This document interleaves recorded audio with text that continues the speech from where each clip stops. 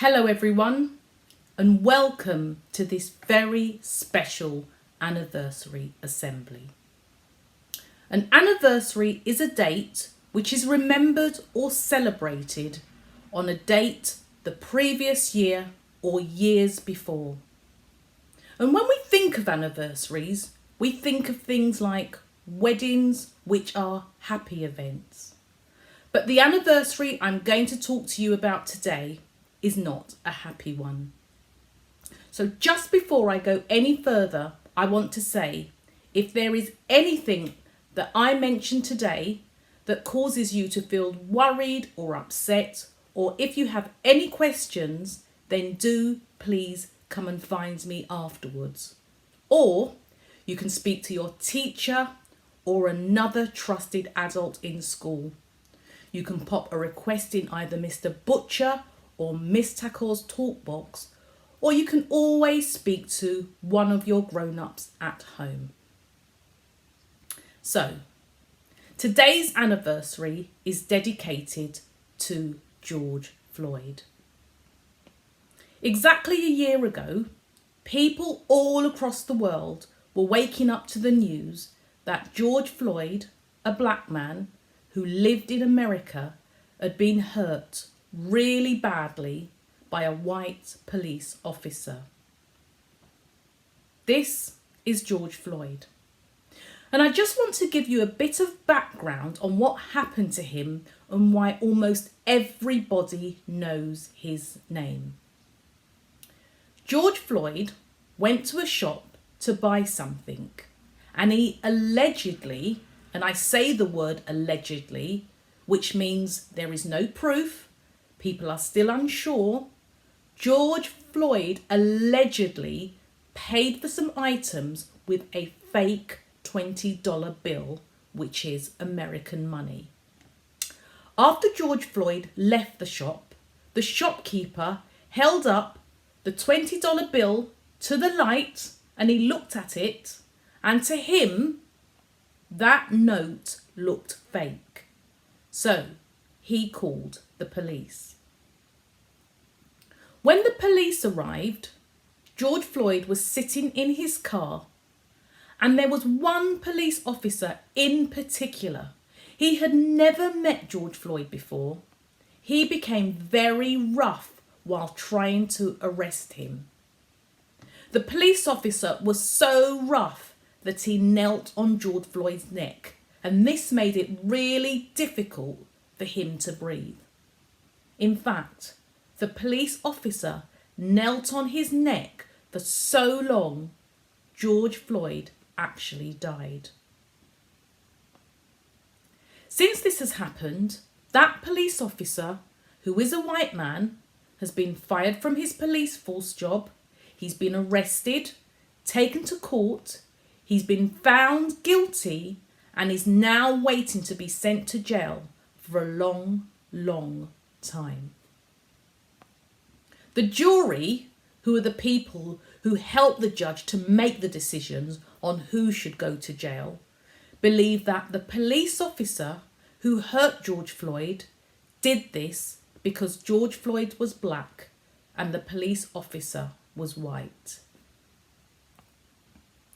When this happens, when someone treats somebody really unfairly and unkindly just because their skin colour happens to be different, this is called racism.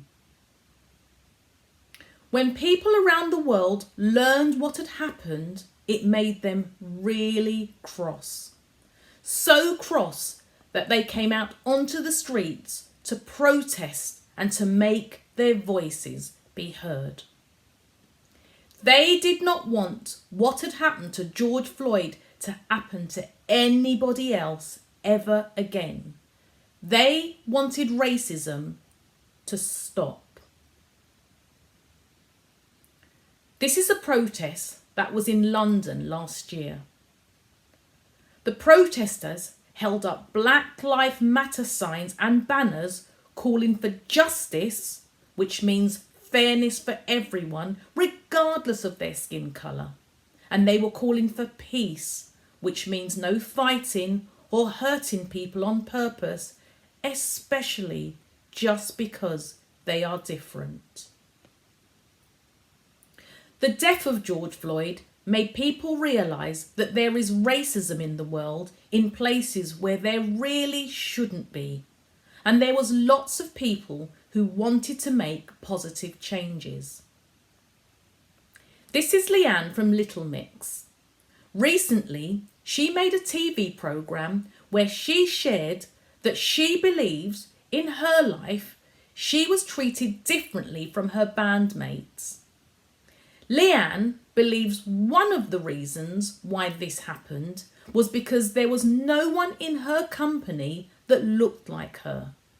There was no one who had the same skin colour, had the same hair texture, or came from the same cultural background. Leanne asked her best friend Jade, who was also in Little Mix, if she could support her because she wanted to send emails to her bosses to ask them about making some of these changes. This is Wilfred Zaha. He is one of the best footballers in the Premier League. He is good friends with my son Kieran. They both played at Crystal Palace together. This is them as teenagers on their Crystal Palace full debut. When footballers from all teams heard what had happened to George Floyd, it made them really upset.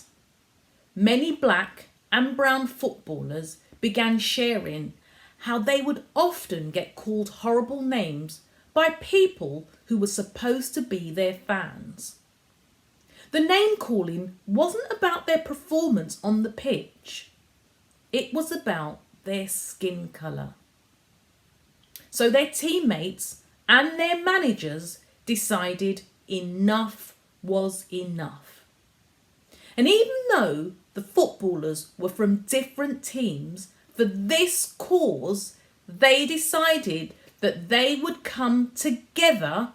They would have joined up support to show the world that there was no room for racism in the beautiful game of football. This was their silent yet powerful protest. So if I was to ask you this question, 1 year on, with all the Black Lives Matter protests, with pop stars sending emails to their top bosses, and footballers taking the knee as a sign of hope for change, do you think this has helped to stop racism? Perhaps this might be a good place to stop this video so you can show a quick thumbs up to your teachers if you think yes, this has helped to stop racism. Thumbs down to your teachers if you think no, it hasn't helped to stop racism. Or a little bit in the middle if you're unsure or if you think it's a bit of both.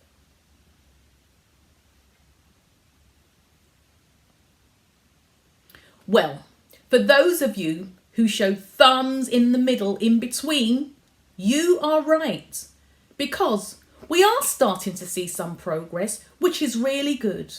And there are lots of people who are changing their minds about the way they think about racism, which is excellent. But this isn't everywhere. Because racism has been in our world for a long, long time, it still will need continued work. And one of the places where lots of work is still needed is in football. Sadly, many black and brown footballers still report every day how much online racial abuse they get from people who have never even met them, and yet they choose to judge them and call them horrible names just because of the colour of their skin or because of their religion. A couple of months ago, Wilfred Zaha, in a conversation with my son Kieran and a couple of other friends, he said this: We are almost a year on from when we started taking the knee before games. And for me, nothing has changed. I still get racially abused every day online. So from now on, instead of kneeling down at the beginning of games, I am going to stand up to racism. So a couple of months ago, Wilfred Zaha very bravely became the first top flight footballer to refuse to take the knee at the beginning of games because for him, racism continued. Then other footballers began saying, there must be more we can do. They wanted to look for other ways that they could show that racism needs to stop. So they called on social media companies to take action, but they didn't feel that they were being listened to. So they decided that they wouldn't use social media for 4 days. And there was a national social media boycott. And people who weren't even footballers decided to join them, including myself. I became part of the blackout. Doing this boycott made me ask myself, what are schools doing to help racism to stop? History expert Professor Kende Andrews said, what children are taught in schools can really help to change minds on racism in our world. Pupils need more than just one-off assemblies or lessons. We need to give them a curriculum that shows the inclusion of black people consistently. That means all the time.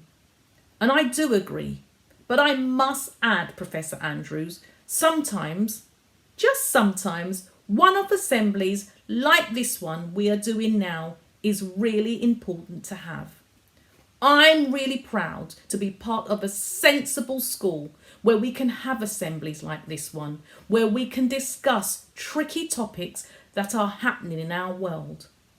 And I must say, without the technical help and support of Mr. Baxter, who is literally my right-hand man, these assemblies just would not happen.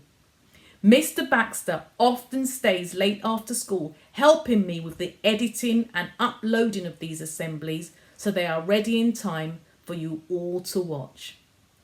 So a big shout out to Mr. Baxter for all his help. History is very important when looking at racism. This is our smiling history lead, Mrs. Warwick. Some of you in the younger years may not see much of Mrs. Warwick as her class is right up at the top of our school. But whenever I go up to her class, I'm always impressed with what she is teaching the old children and what she is teaching the teachers too. Recently, she led a staff meeting and gave every teacher a book on Black and British history. And she encouraged all the teachers to look at what they were teaching in their year groups. Mrs. Warwick suggested using this book could help them to include positive contributions, good things that black people have done throughout British history. So between the teachers and the support staff, a history timeline was created where all staff was able to learn more and build on their teaching knowledge so they can help you, the pupils, learn well. And talking of timelines, this is our very own lovely Mrs. Grayson. I know you all know her because she visits all of our classes.